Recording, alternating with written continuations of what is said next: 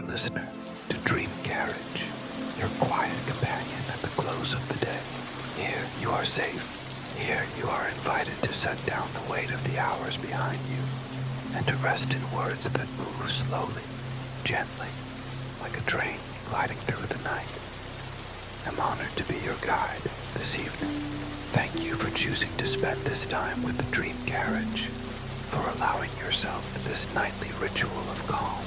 Each story waits for you here, steady as lamplight, familiar as a well-worn path, always ready to carry you into peace. Together, we will step into a world shaped not by urgency, but by stillness, a world where sounds soften, light deepens, and every detail is meant to ease your breath and quiet your mind. So, settle in, let the day fall away, and allow tonight's journey on Dream Carriage to open gently before you, leading you toward rest, and finally, toward sleep.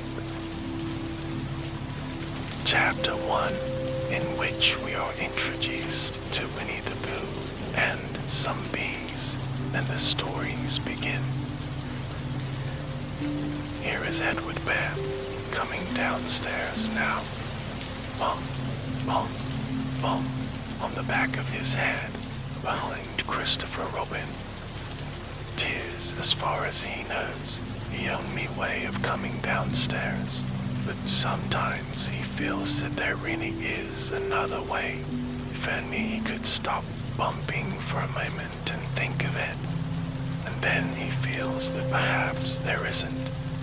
Anyhow, here he is at the bottom and ready to be introduced to you. Winnie-the-Pooh. When I first heard his name, I said, just as you were going to say, that I thought he was a boy. So did I, said Christopher Robin. Then you can't call him Winnie. I don't. But you said he's Winnie-the-Pooh. Don't you know what that means? Ah, yes, now I do, I said quickly. And I hope you do too, because it is all the explanation you're going to get. Sometimes Winnie-the-Pooh likes a game of some sort when he comes downstairs. Sometimes he likes to sit quietly in front of the fire and listen to a story. This evening, what about a story? Said Christopher Robin. What about a story? I said. Did you very sweetly tell Winnie-the-Pooh one now? I suppose I could, I said. What sort of stories does he like? About himself, because he's that sort of a bear. I see. So could you, very sweetly? I'll try, I said. So, I tried. Once upon a time, a very long time ago now, about last Friday, Winnie-the-Pooh lived in a forest, all by himself, under the name of Sanders. What does under the name mean? Asked Christopher Robin. It means he had the name over the door in gold letters and lived under it, I said. Winnie-the-Pooh wasn't quite sure, said Christopher Robin. Now I am, said a growly voice. Then I will go on, said I. One day, when he was out walking, he came to an open place in the middle of the forest, and in the middle of this place was a large oak tree, and from the top of the tree there came a loud, buzzing noise. Winnie-the-Pooh sat down at the foot of the tree, put his head between his paws, and began to think. First of all, he said to himself, that buzzing noise means something. He You don't get a buzzing noise like that, just buzzing and buzzing without its meaning something. If there's a buzzing noise, somebody's making a buzzing noise, and the only reason for making a buzzing noise that I know of is because you're a bee. Then he thought another long time and said, and the only reason for being a bee that I know of is making honey. And then he got up and said, and the only reason for making honey is so I can eat it. So he began to climb the tree. He climbed, and he climbed, and he climbed, and as he climbed, he sang a little song to himself. It went like this. Isn't it funny how a bear likes honey? Buzz, buzz, buzz. I wonder why he does. Then he climbed a little farther, and a little farther, and then just a little farther.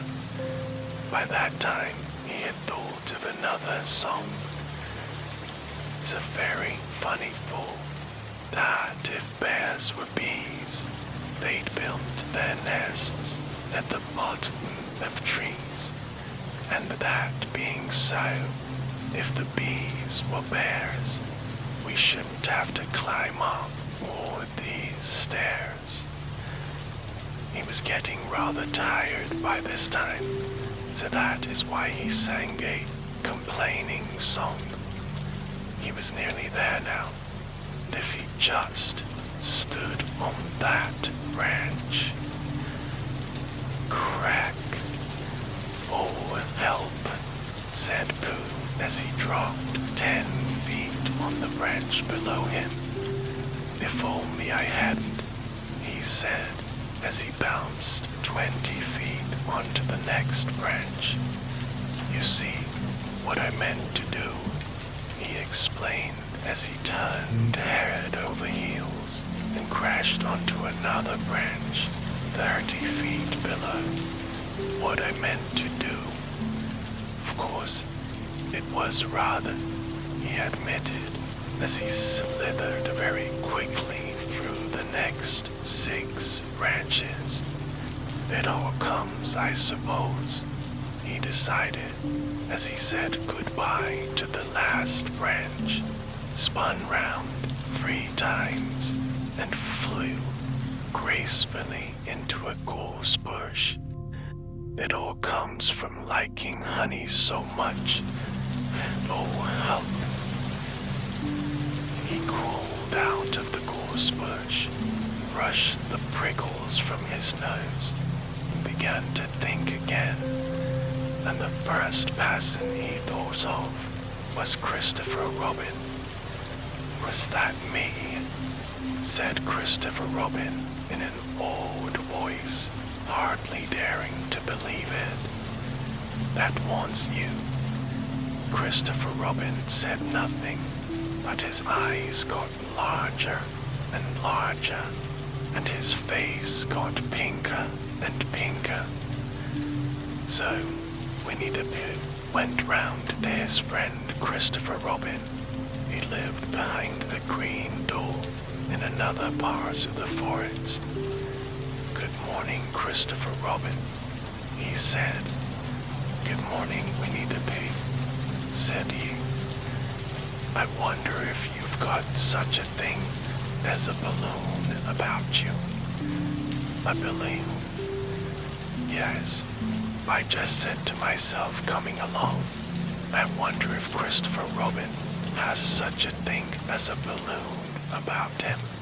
I just said it to myself, thinking of balloons and wondering, what do you want a balloon for? He said.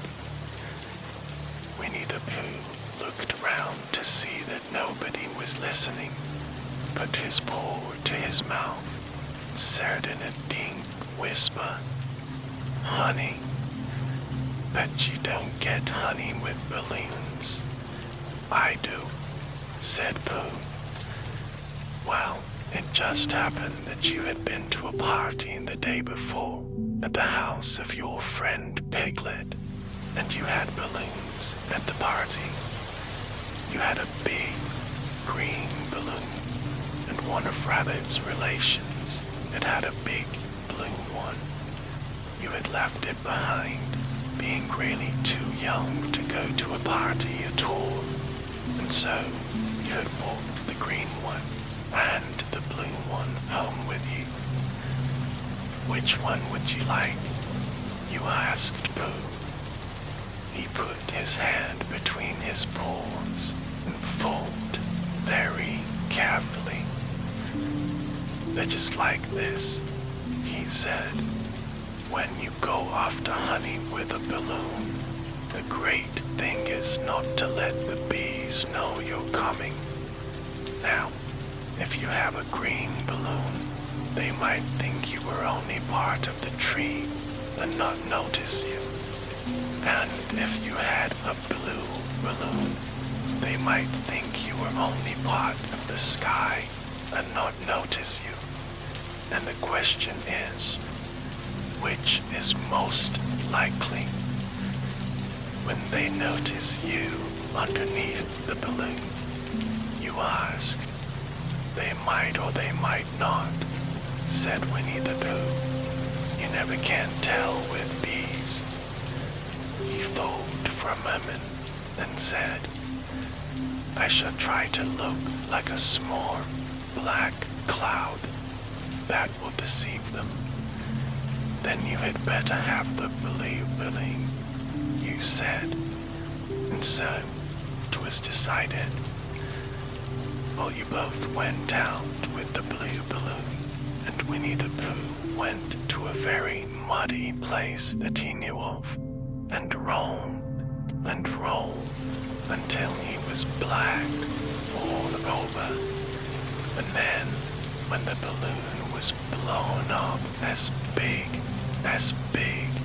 and you, Pooh, were both holding on to the string, you let go suddenly, and Pooh Bear floated gracefully up into the sky and stayed there, level with the top of the tree and about 20 feet away from it.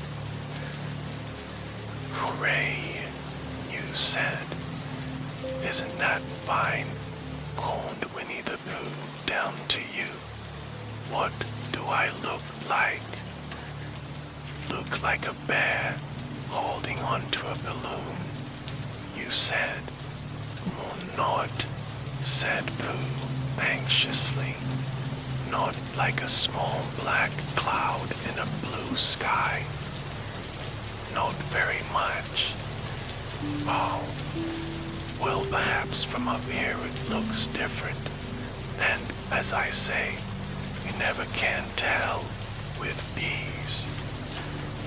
There was no wind to blow him nearer to the tree, so there he stayed.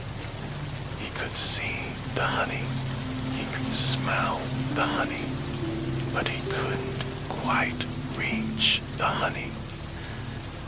After a little while, he called down to you.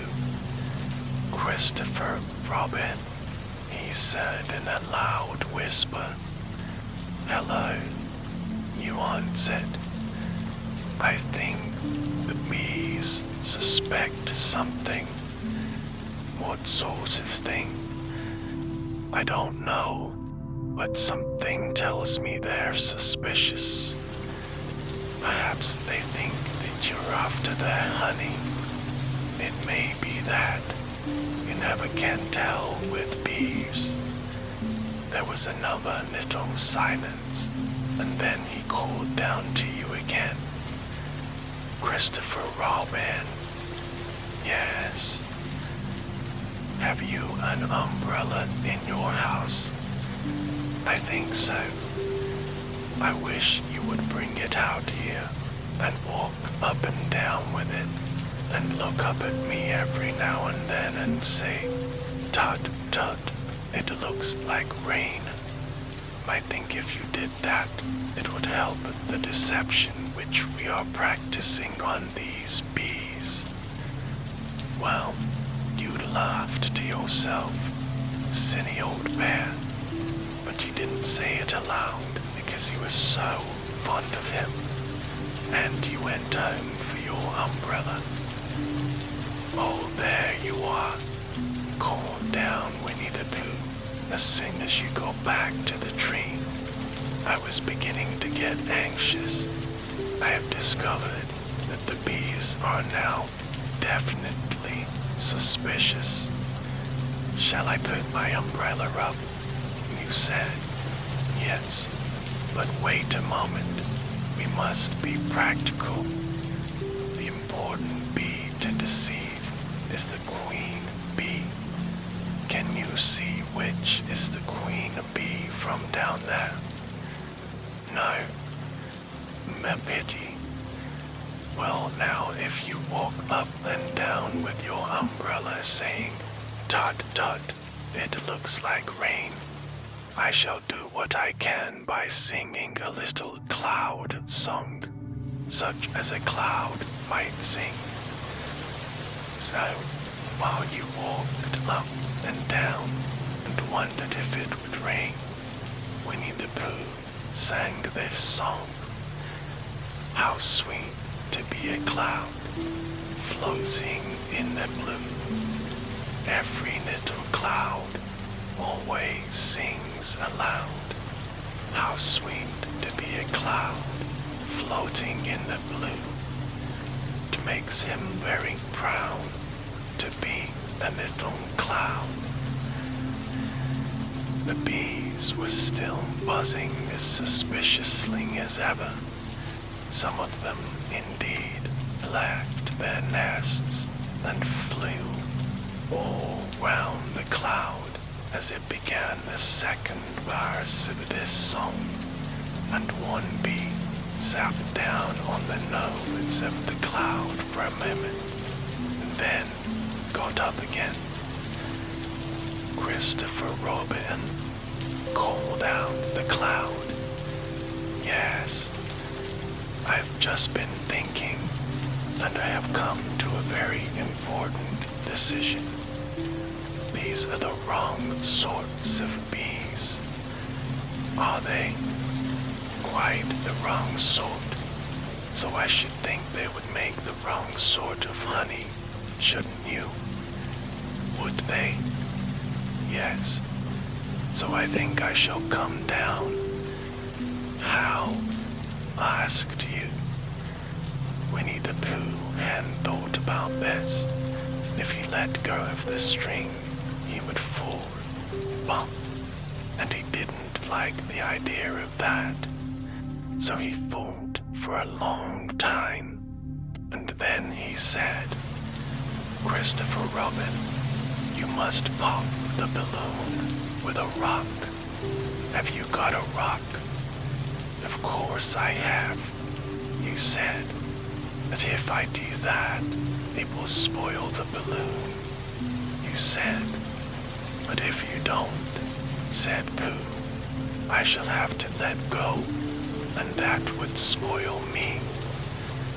When he put it like this, you saw how it was, and you aimed very carefully at the balloon and tossed a rock.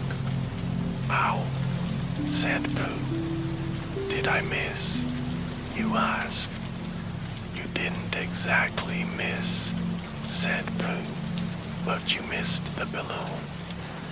"I'm so sorry," you said, and you tossed another one, and this time you hit the balloon, and the air came slowly out, and Winnie-the-Pooh floated to the ground. But his arms were so stiff from holding on to the string of the balloon all that time that they stayed up straight in the air for more than a week, and whenever a fly came and settled on his nose, he had to blow it off. and I think, I'm not sure, but that was why he was always called Pooh.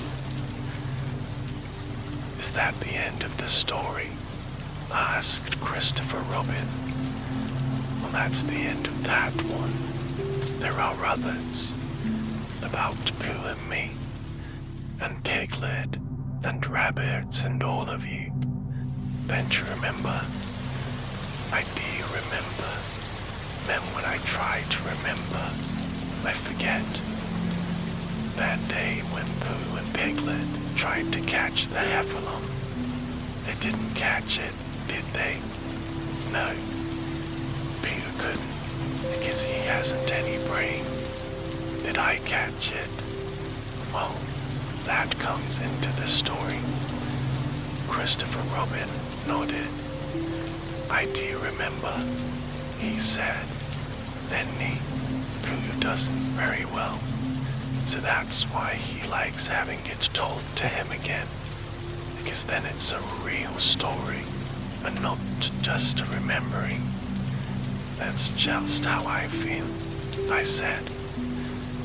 Christopher Robin gave a deep sigh, picked his bear up by the leg, and walked off to the door, trailing Pooh behind him. At the door, he turned and said, "Coming to help me draw my bird?" "I might," I said. I didn't hurt him when I tossed the rock at him, did I? Knows a bit. He nodded and went down, and in a moment I heard Winnie-the-Pooh bump, bump, bump, going up the stairs behind him. Chapter 2, in which Pooh goes visiting and gets into a tight place. Edward Bear, known to his friends as Winnie-the-Pooh, or Pooh for short, was walking through the forest one day, humming proudly to himself. He had made up a little hum that very morning as he was doing his stoutness exercises in front of the glass. Tra-la-la, tra-la-la, as he stretched up as high as he could go. And then, tra-la-la, tra-la-la, as he tried to reach his toes.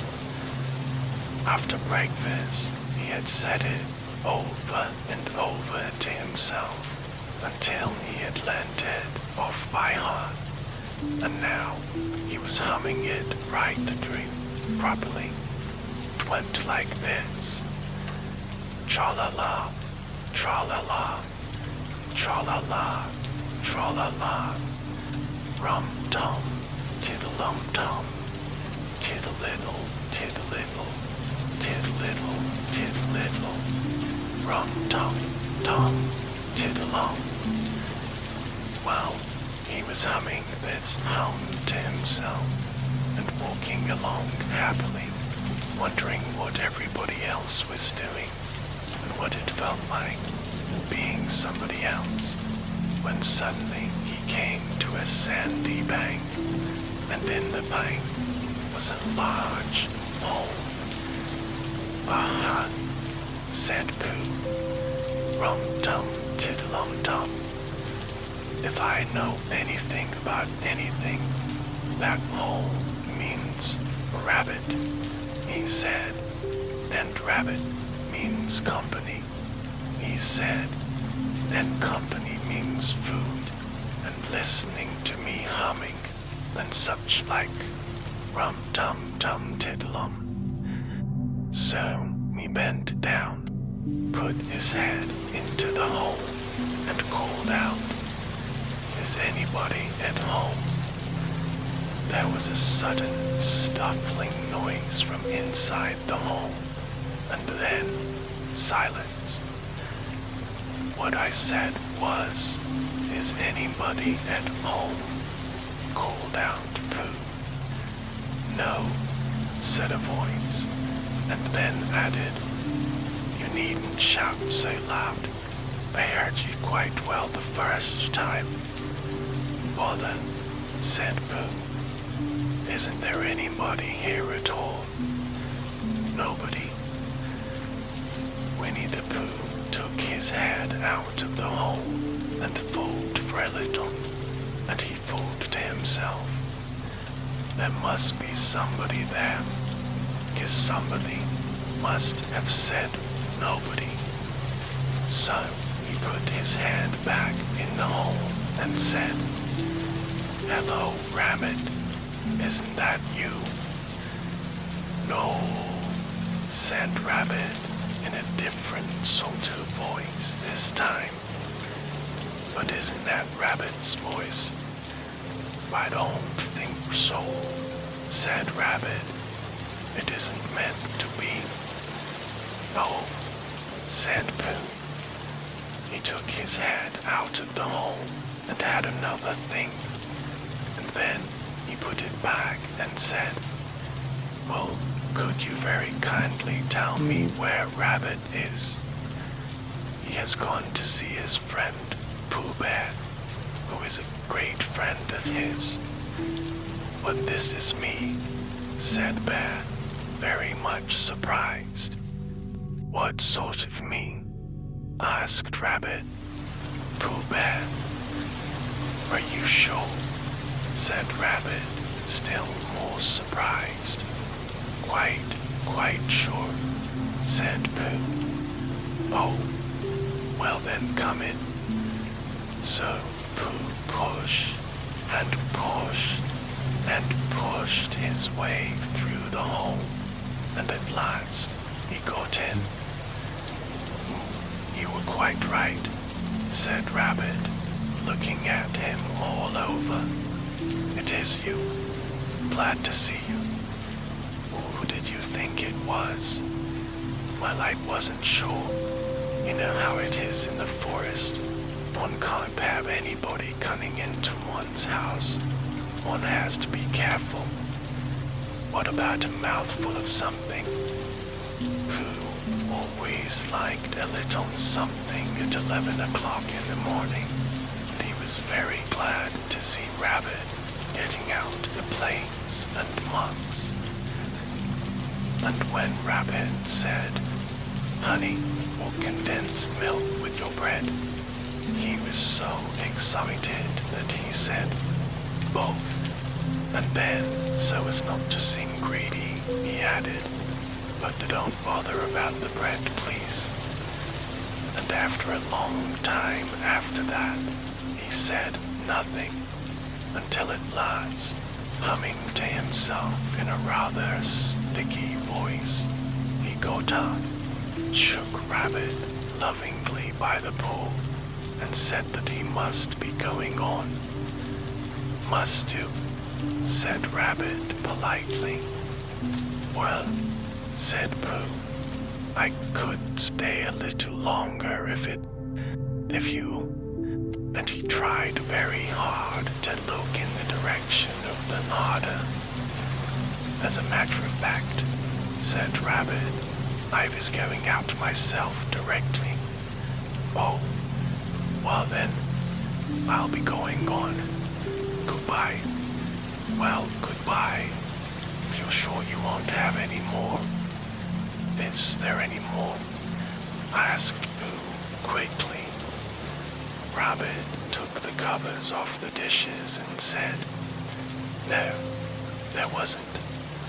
I thought not, said Pooh, nodding to himself. Well, goodbye. I must be going on. So he started to climb out of the hole. He pulled with his front paws and pushed with his back paws, and in a little while his nose was out in the open again, and then his ears, and then his front paws, and then his shoulders, and then, oh, help, said Pooh, I'd better go back. Oh, bother, said Pooh, I shall have to go on. how I can't do either, said Pooh. What help and bother? Now, by this time, Rabbit wanted to go for a walk too, and finding the front door full, he went out by the back door and came round to Pooh and looked at him. Hello, are you stuck? He asked. Oh, said Pooh carelessly, just resting and thinking and humming to myself. Here, give us a pull, said Rabbit. Bear stretched out a paw, and Rabbit pulled and pulled and pulled. Ow, cried Pooh, you're hurting. Fact is, said Rabbit, you're stuck. It all comes, said Pooh crossly, of not having front doors big enough. It all comes, said Rabbit sternly, of eating too much. I thought at the time, said Rabbit, only I didn't like to say anything, said Rabbit, that one of us was eating too much, said Rabbit, and I knew it wasn't me, he said. Oh, well, I shall go and fetch Christopher Robin. Christopher Robin lived at the other end of the forest, and when he came back with Rabbit and saw the front half of Pooh, he said, silly old bear, in such a loving voice that everybody felt quite hopeful again. I was just beginning to think, said Bear, sniffing slightly, that Rabbit might never be able to use his front door again, and I should hate that, he said. So should I, said Rabbit. Use his front door again, said Christopher Robin. Of course he'll use his front door again. Good, said Rabbit. If we can't pull you out, Pooh, we might push you back. Rabbit scratched his whiskers thoughtfully and pointed out that when once Pooh was pushed back, he was back, and of course, nobody was more glad to see Pooh than he was. Still, there it was. Some lived in trees, and some lived underground. You mean I'd never get out, said Pooh. I mean, said Rabbit, that having got so far, it seems a pity to waste it. Christopher Robin nodded. Then there's only one thing to be done, he said. We shall have to wait for you to get thin again. How long does getting thin take? Asked Pooh anxiously. About a week, I should think. But I can't stay here for a week. You can stay here all right, silly old bear. It's getting you out which is so difficult. We'll wait too, said Rabbit cheerfully, and I hope it won't snow, he added. And I say, old fellow, you're taking up a good deal of room in my house. Do you mind if I use your back legs as a towel horse? Because, there they are, doing nothing. It would be very convenient just to hang the towels on them. Oh, weak, said Pooh gloomily. What about meals? I'm afraid no meals, said Christopher Robin, because of getting thin quicker. But we will read to you. Bear began to sigh, and then found couldn't, because he was so tightly stopped, and a tear rolled down his eye as he said, Then would you read a sustaining book? such as would help and comfort a wedged bear in great tightness. So, for a week, Christopher Robin read that sort of book at the north end of Pooh, and Rabbit hung his washing on the south end, and in between Bear felt himself getting slenderer and slenderer, and at the end of the week, Christopher Robin said, "Now." So he took hold of Pooh's front paws, and Rabbit took hold of Christopher Robin, and all Rabbit's friends and relations took hold of Rabbit, and they all pulled together. And for a long time, Pooh only said, "Ow," and "Oh," and then, all of a sudden, he said, "Pop," just as if a cork were coming out of a bottle. And Christopher Robin and Rabbit and all Rabbit's friends and relations went head over heels backwards, and on top of them came Winnie-the-Pooh, free. So, with a nod of thanks to his friends, he went on with his walk through the forest, humming proudly to himself.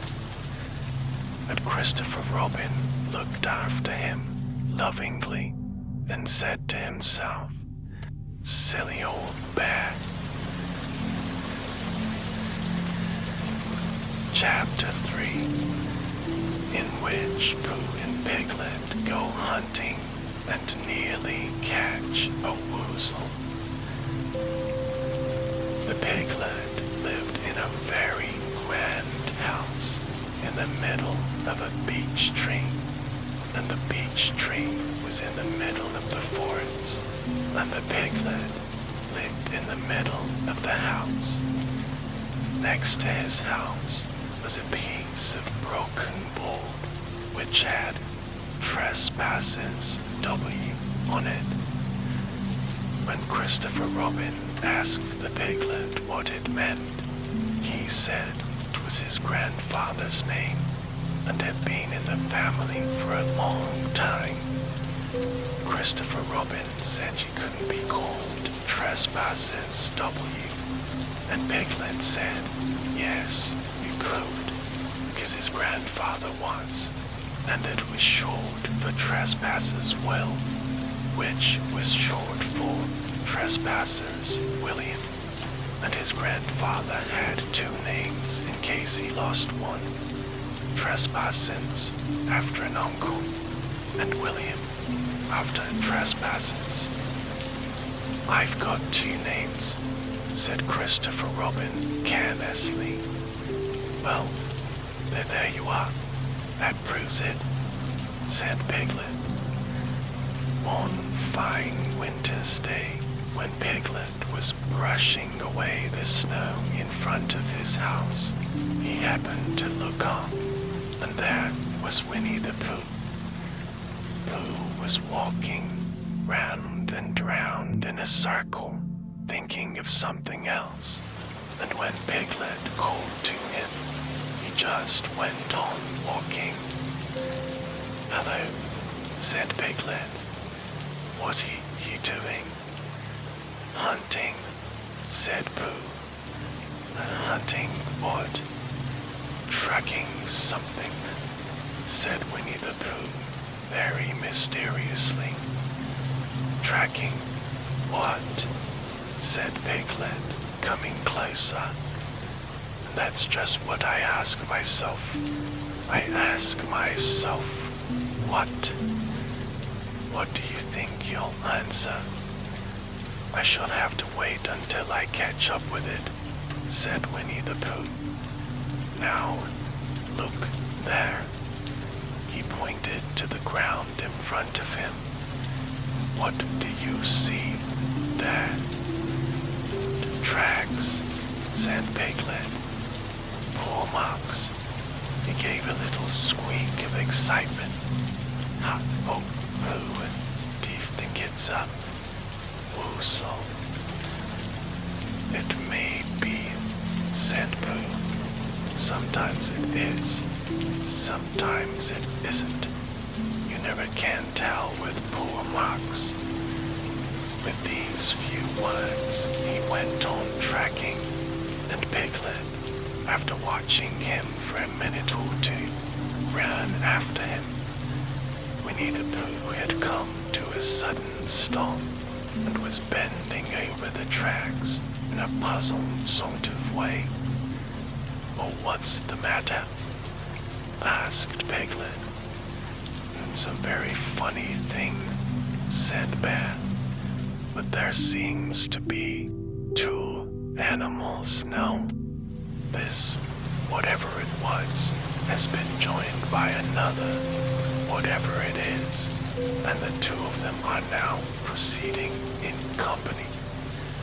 Would you mind coming with me, Piglet, in case they turn out to be hostile animals?" Piglet scratched his ear in a nice sort of way and said that he had had nothing to do until Friday and would be delighted to come in case it really was a woozle. "You mean in case it is really two woozles?" said Winnie-the-Pooh, and Piglet said that anyhow he had nothing to do until Friday. So off they went together. There was a small spinney of large trees just ahead, and it seemed as if the two woozles, if that is what they were, had been going round this spinney. So round this spinney went Pooh and Piglet after them. Piglet passed the time by telling Pooh what his grandfather, Trespasses W, had done to remove stiffness after tracking, and how his grandfather, Trespasses W, had suffered in his later years from shortness of breath and other matters of interest. And Pooh wondered what a grandfather was like, and if perhaps this was two grandfathers they were after now, and if so, whether he would be allowed to take one home and keep it, and what Christopher Robin would say. And still the tracks went on in front of them. Suddenly Winnie-the-Pooh stopped and pointed excitedly in front of him. "Look." "What?" said Piglet with a jump, and then, to show that he hadn't been frightened, he jumped up and down once or twice more in an exercising sort of a way. "The tracks," said Pooh. "A third animal has joined the other two." "Pooh," said Piglet, "do you think it is another weasel?" "No," said Pooh, "because it makes different marks.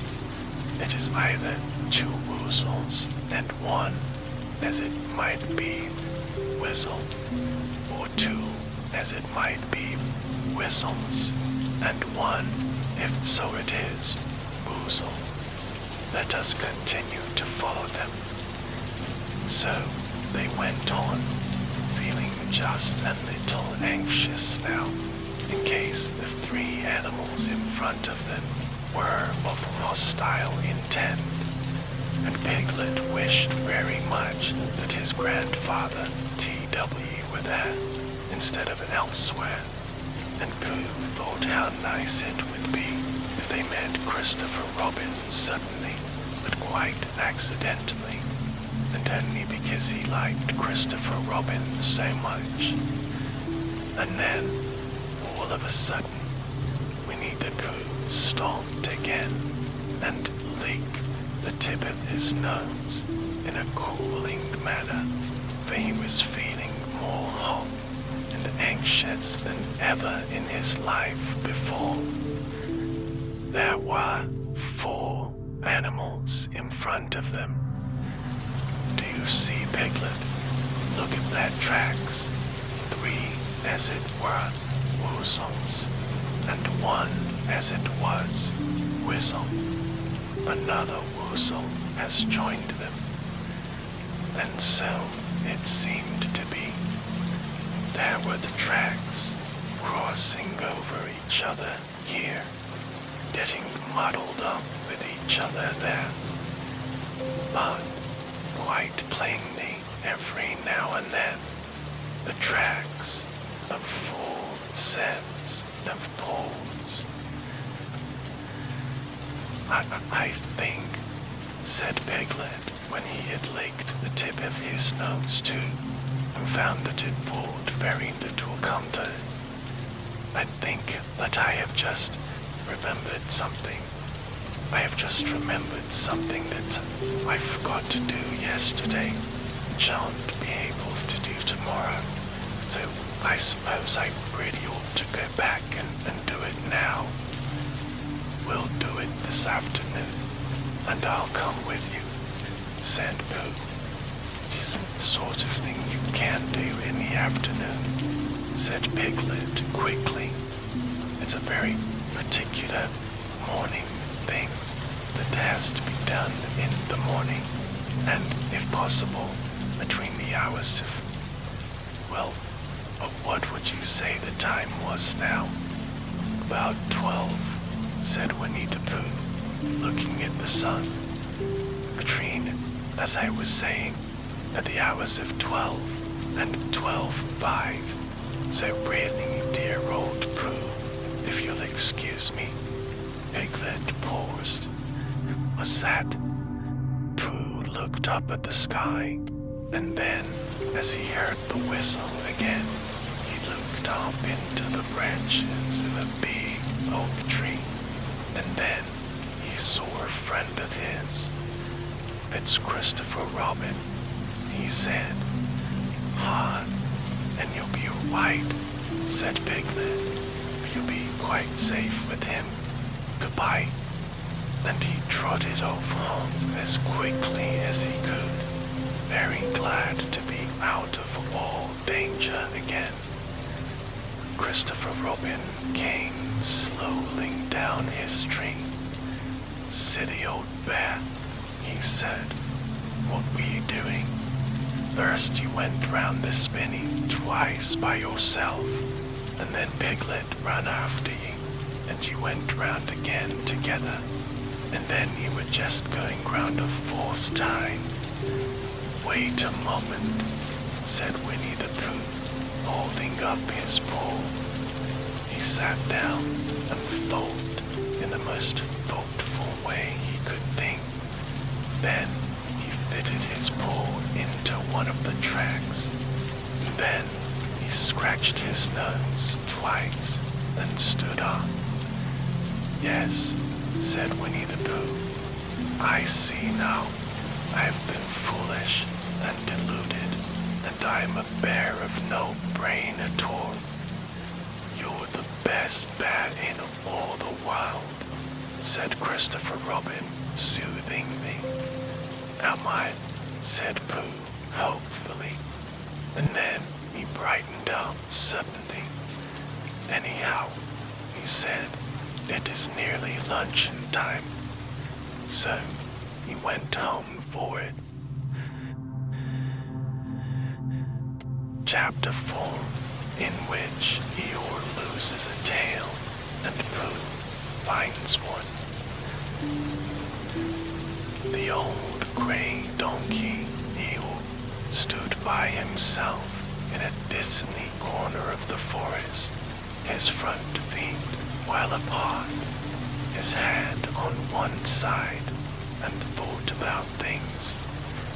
Sometimes he thought sadly to himself, why?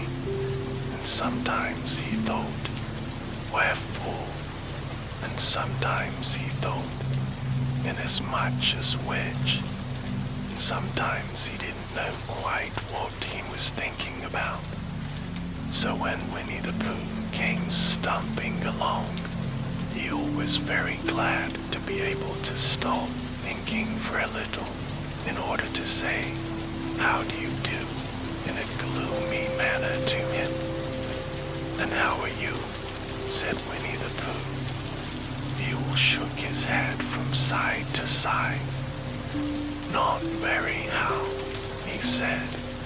"I don't seem to have found at all how for a long time." "Dear, dear," said Pooh. "I'm sorry about that. Let's have a look at you." So Eeyore stood there, gazing sadly at the ground, and Winnie-the-Pooh walked all round him once. "Why, what's happened to your tail?" he said in surprise. "What has happened to it?" said Eeyore. "It isn't there," said Pooh. "Are you sure?" "Well, either the tail is there, or it isn't there. You can't make a mistake about it, and yours isn't there." "Then what is?" asked Eeyore. "Nothing," said Pooh. "Let's have a look," said Eeyore, and he turned slowly round to the place where his tail had been a little while ago, and then, finding that he couldn't catch a toe, he turned round the other way until he came back to where he was at first. Then he put his head down and looked between his front legs, and at last he said, with a long, sad sigh, "Oh, I believe you are right." "Of course I'm right," said Pooh. "That accounts for a good deal," said Eeyore gloomily. "It explains everything. No wonder. You must have left it somewhere," said Winnie-the-Pooh. "Somebody must have taken it," said Eeyore. "How like them," he added after a long silence.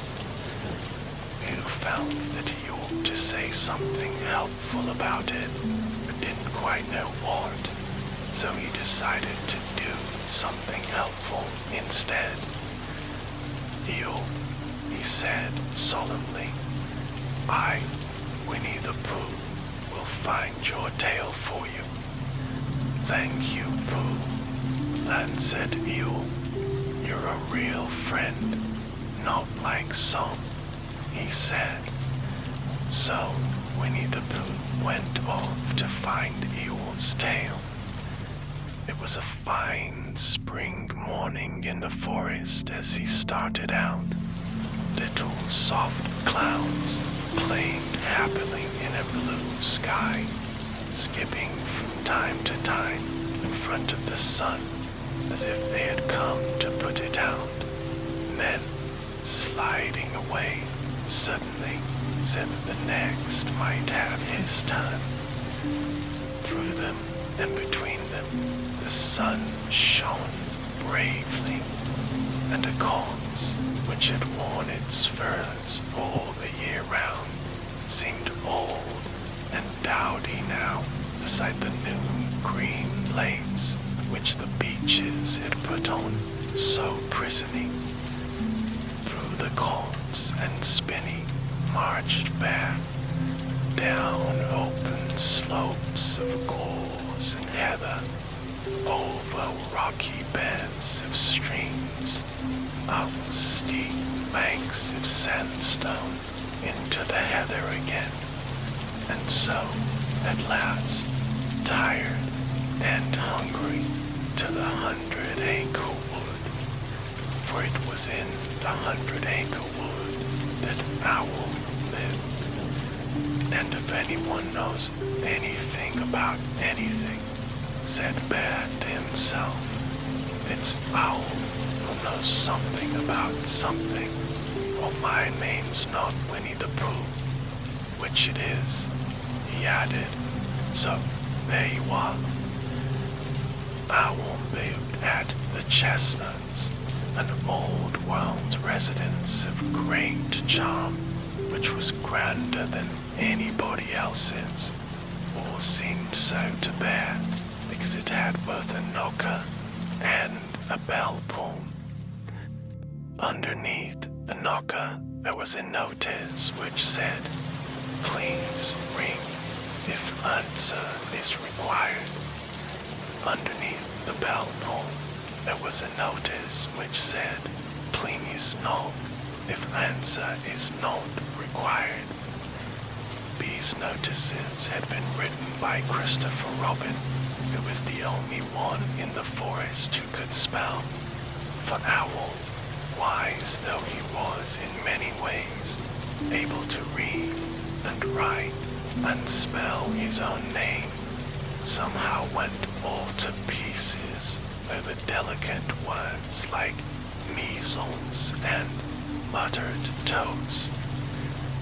Winnie-the-Pooh read the two notices very carefully, first from left to right, and afterwards, in case he had missed some of it, from right to left.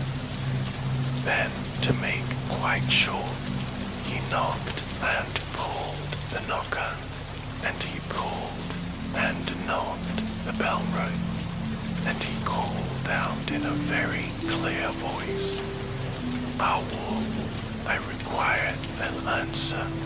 It's Bear speaking.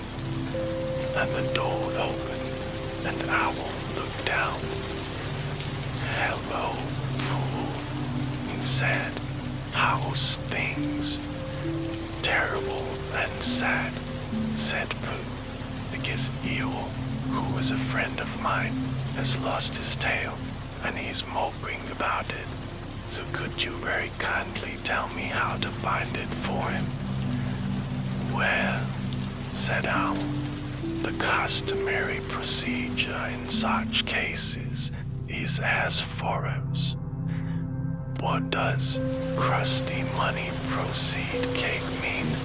said Pooh, "for I am a bear of very little brain, and long words bother me." "It means the thing to do." "Now as long as it means that, I don't mind," said Pooh humbly. "The thing to do is as follows. First, issue a reward." "Just a moment," said Pooh, holding up his paw. "What do we do to this Sim?" "What were you saying?" "You sneezed just as you were going to tell me." "I didn't sneeze." "Yes, you did, Owl." "Excuse me, Pooh, I didn't." "You can't sneeze without knowing it." "Well, you can't know it without something having been sneezed." "What I said was, first issue a reward." "You're doing it again," said Pooh sadly. "A reward," said Owl again. "We write a notice to say that we will give a large something to anybody who finds Eeyore's tail." I see," said Pooh, nodding his head. "Talking about large somethings," he went on dreamily, "I generally have a small something right about now, about this time in the morning." And he looked wistfully at the cupboard in the corner of Owl's parlor. "Just a mouthful of condensed milk or whatnot, perhaps a lick of honey." "Well then," said Owl, "we write out this notice, and we put it up all over the forest." "Lick of honey," said Bear to himself, or not, as the case may be, and he gave a deep sigh and tried very hard to listen to what Owl was saying. But Owl went on and on, using longer and longer words, until at last he came back to where he started, and he explained that the person to write out this notice was Christopher Robin. It was he who wrote the ones on my front door for me. Did you see them, Pooh? For some time now, Pooh had been saying yes and no in turn, with his eyes shut to all the towel was saying, and having said yes, yes last time, he said no, not at all now, without really knowing what Owl was talking about. Didn't you see them? Said Owl, a little surprised. Come and look at them now. So they went outside, and Pooh looked at the knocker and the notice below it, and he looked at the bell rope and the notice below it. And the more he looked at the bell rope, the more he felt that he had seen something like it somewhere else, sometime before. Handsome bell rope, isn't it? Said Owl. Pooh nodded. It reminds me of something, he said, but I can't think what. Where did you get it? I just came across it in the forest. It was hanging over a bush, and I thought at first somebody lived there. So I rang it, but nothing happened. Then I rang it again very loudly, and it came off in my hand, and as nobody seemed to want it, I took it home, said an owl. Owl, said Pooh solemnly, you made a mistake. Somebody did want it. Who? Eel, my dear friend Eel. He was fond of it. Fond of it? Asked Owl. Attached to it, said Winnie-the-Pooh sadly. So with these words, he unhooked it and carried it back to Eel. And when Christopher Robin had nailed it on in its right place again, Eel frisked about the forest, waving his tail so happily that Winnie-the-Pooh came over all funny and had to hurry home for a little snack of something to sustain him. And wiping his mouth, half an hour afterwards, he sung to himself proudly. Who found the tail? I, said Pooh, at 1:45, and it was 11:15 really. I found the tail. Chapter 5, in which Piglet meets a heffalump. One day, when Christopher Robin and Winnie-the-Pooh and Piglet were all talking together, Christopher Robin finished the mouthful he was eating and said carelessly, I saw a heffalump today, Piglet. Well, what was it doing? Asked Piglet. Just lumping along, said Christopher Robin. I don't think it saw me. I saw one once, said Piglet. At least, I think I did. Many, perhaps it wasn't. So did I, said Pooh, wondering what a heffalump was like. You don't often see them, said Christopher Robin carelessly. Not now, said Piglet. Not at this time of year, said Pooh. Then they all talked about something else until it was time for Pooh and Piglet to go home together. At first, as they stomped along the path which edged the 100-acre wood, they didn't say much to each other. But when they came to a stream and had helped each other across the stepping stones and were able to walk side by side again over the heather, they began to talk in a friendly way about this and that, and Piglet said, do you see what I mean, Pooh? And Pooh said, that's just what I think myself, Piglet. And Piglet said, so on the other hand, Pooh, we must remember. And Pooh said, quite true, Piglet, although I had forgotten it for the moment. And then, just as they came to the 6 pine trees, Pooh looked round to see that nobody else was listening, and said in a very solemn voice, Piglet, I've decided something. Well, what have you decided, Pooh? I've decided to catch a heffalump. Pooh nodded his head several times as he said this, and waited for Piglet to say how, or who you couldn't, or something helpful of that sort. But Piglet said nothing. The fact was, Piglet was wishing that he had thought about it first. I shall do it, said Pooh, after waiting a little longer, by means of a trap, and it must be a cunning trap, so you will have to help me, Piglet. Pooh, said Piglet, feeling quite happy again now. I will. And then he said, how shall we do it? And Pooh said, that's just it. How? And then they sat down together to think it out.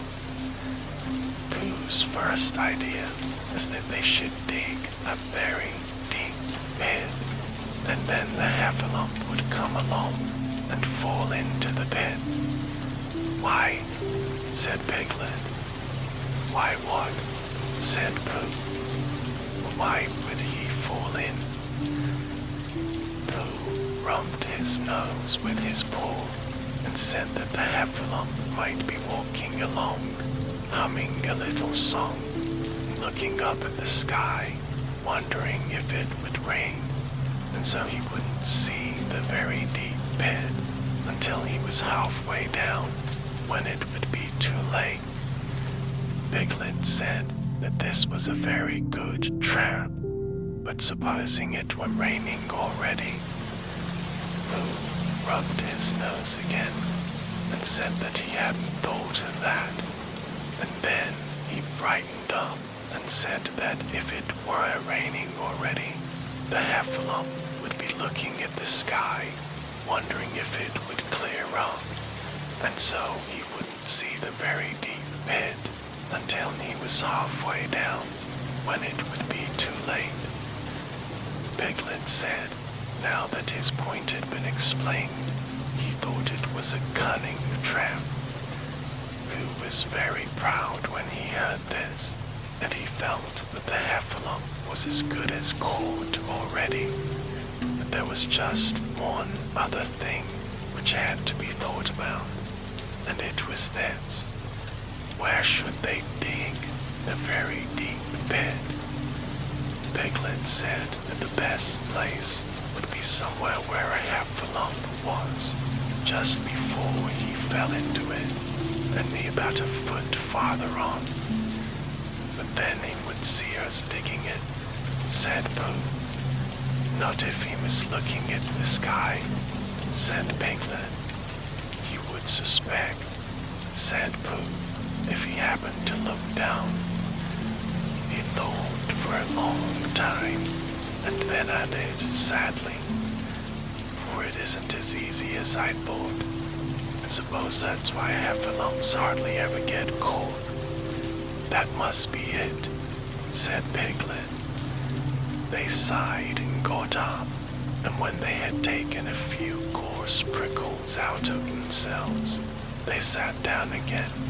And all the time, Pooh was saying to himself, if I could only think of something, for he felt sure that a very clever brain could catch a heffalump if only he knew the right way to go about it. Suppose, he said to Piglet, you wanted to catch me. How would you do it? Well, said Piglet, I should do it like this. I should make a trap, and I should put a jar of honey in the trap, and you would smell it, and you would go in after it.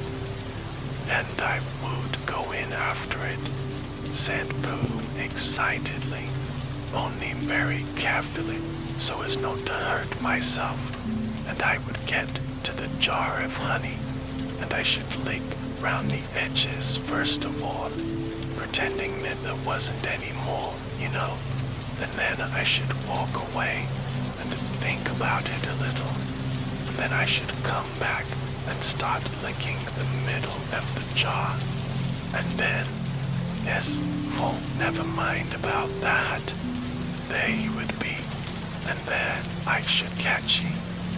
Now the first thing to think of is, what the heffalumps like?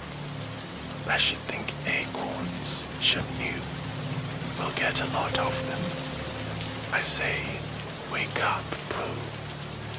Pooh, who had gone into a happy dream, woke up with a start and said that honey was a much more trappy thing than acorns.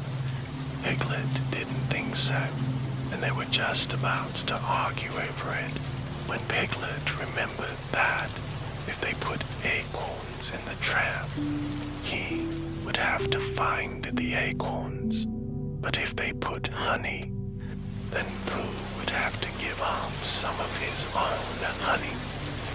So he said, all right, honey then, just as Pooh remembered it too, and was going to say, all right, acorns. Honey, said Piglet to himself in a thoughtful way, as if it were now settled. I'll dig the pit, while you go and get the honey. Very well, said Pooh, and he stumped off. As soon as he got home, he went to the larder, and he stood on a chair and took down a very large jar of honey from the top shelf. It had honey, H-U-N-N-Y, written on it, but just to make sure, he took off the paper cover and looked at it, and it looked just like honey. But you never can tell, said Pooh. I remember my uncle saying once that he had seen cheese just this color. So he put his tongue in and took a large lick. Yes, he said, it is, no doubt about that. And honey, I should say, right down to the bottom of the jar. Unless, of course, somebody put genius at the bottom just for a joke.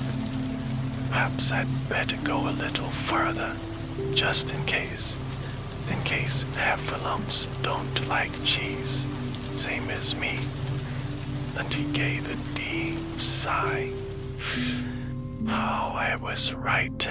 It is honey, right the way down. Having made certain of this, he took the jar back to Piglet, and Piglet looked up from the bottom of his very deep pit and said, got it? And Pooh said, yes, but it isn't quite a full jar. And he threw it down to Piglet, and Piglet said, no, it isn't. Is that all you've got left? And Pooh said, yes, because it was. So Piglet put the jar at the bottom of the pit and climbed out, and they went off home together. Well, good night, Pooh, said Piglet when they had got to Pooh's house. And we meet at 6 o'clock tomorrow morning by the pine trees.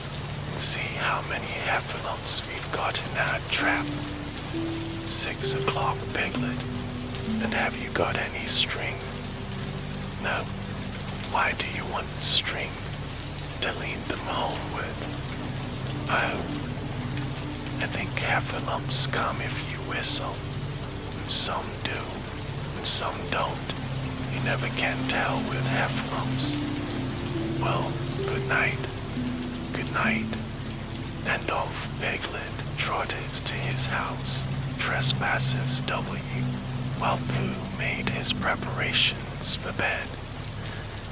Some hours later, just as the night was beginning to steal away, Pooh woke up suddenly with a sinking feeling. He had had that sinking feeling before, and he knew what it meant. He was hungry. So he went to the larder, and he stood on a chair and reached up to the top shelf and found nothing. That's funny, he thought.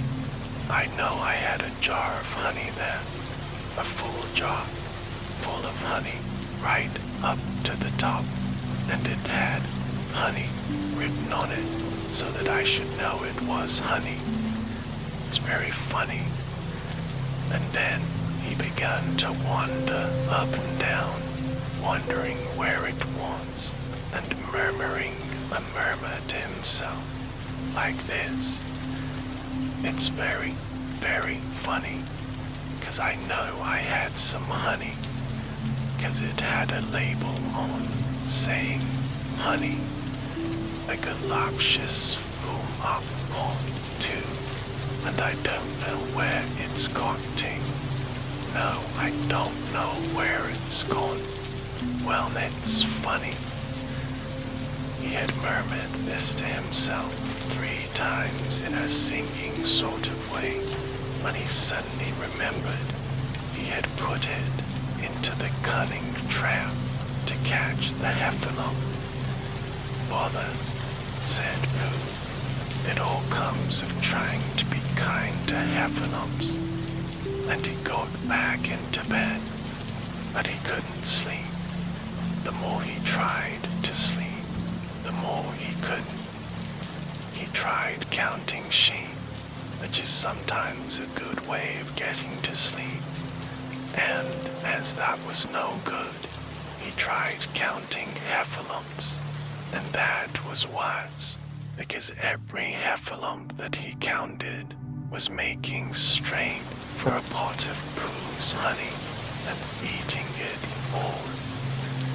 For some minutes, he lay there miserably, but when the 587 heffalump was licking his jaws and saying to itself, very good honey this, I don't know when I've tasted better, Pooh could bear it no longer.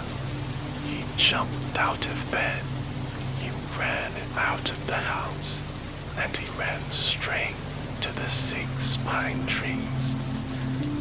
The sun was still in bed, but there was a lightness in the sky over the 100-acre wood, which seemed to show that it was waking up and would soon be kicking off the clothes.